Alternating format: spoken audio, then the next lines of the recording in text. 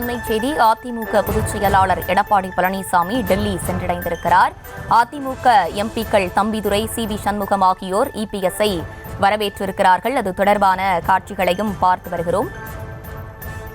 அதிமுக பொதுச் செயலாளர் எடப்பாடி பழனிசாமி டெல்லி சென்றடைந்திருக்கிறார்.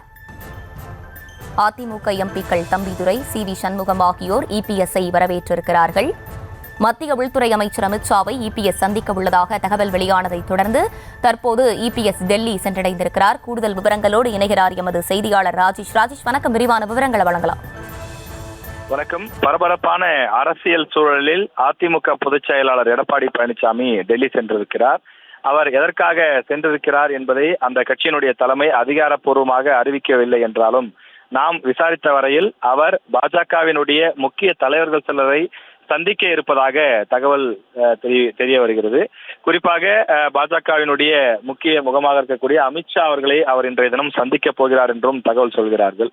அதிமுகவினுடைய முன்னாள் அமைச்சர்கள் இருவர், எஸ்பி வேலுமணி அவர்கள், அதே போல KP முனுசாமி அவர்கள் ஆகிய இருவரும் சட்டமன்றத்திலிருந்து ஒரே காரில் புறப்பட்டு அவர்கள் 1 மணி அளவிலே இங்கிருந்து புறப்பட்டு சென்றிருக்கிறார்கள். எனவே அவர்கள் கூட டெல்லிக்குத்தான் இன்று மாலை விமானம் மூலமாக செல்கிறார்கள் என்று சொல்கிறார்கள். எனவே எடப்பாடி பழனிசாமி அவர்களும் முன்னாள் அமைச்சர்களும் அதிமுகவினுடைய முக்கிய முகங்களாக இருக்கக்கூடிய KP முனுசாமி, SP வேலுமணி ஆகிய இருவரும் கூட டெல்லிக்கு சென்றிருப்பது ஒரு முக்கியமான ஒரு நகர்தலுக்காகவே இந்த சந்திப்புகள், இந்த பயணம் என்பது மேற்கொள்ளப்பட்டிருப்பதாக தெரிய வருகின்றது. டெல்லி விமான நிலையம் வந்த எடப்பாடி பழனிசாமி அவர்களை அங்க இருக்கக்கூடிய அதிமுக எம்பிக்கள் தம்பிதுரை, சி.வி. சண்முகம் ஆகியோர் விமான நிலையத்துக்கே சென்று வரவேற்றிருக்கிறார்கள். அந்த காட்சிகளையும் நீங்கள் தற்போது திரையிலே பார்த்துக் கொண்டிருக்கிறீர்கள். அதே போல இந்த விஷயத்தை பொறுத்தவரையில இன்று காலையிலே தான் G.K. வாசன் அவர் அமித்ஷாவை அவரது இல்லத்திலே சென்று சந்தித்திருக்கிறார். இது தொடர்பான புகைப்படங்களும் கூட தற்போது வெளிவந்திருக்கின்றது. புதுடெல்லியில் பாராளுமன்ற அலுவலகத்தில் மாண்புமிகு மத்திய உள்துறை அமைச்சர் அமித்ஷா அவர்களை நான் மரியாதை நிமித்தமாக சந்தித்தேன் என G.K. வாசன் கூட புகைப்படத்தையே வெளியிட்டிருக்கின்றார்.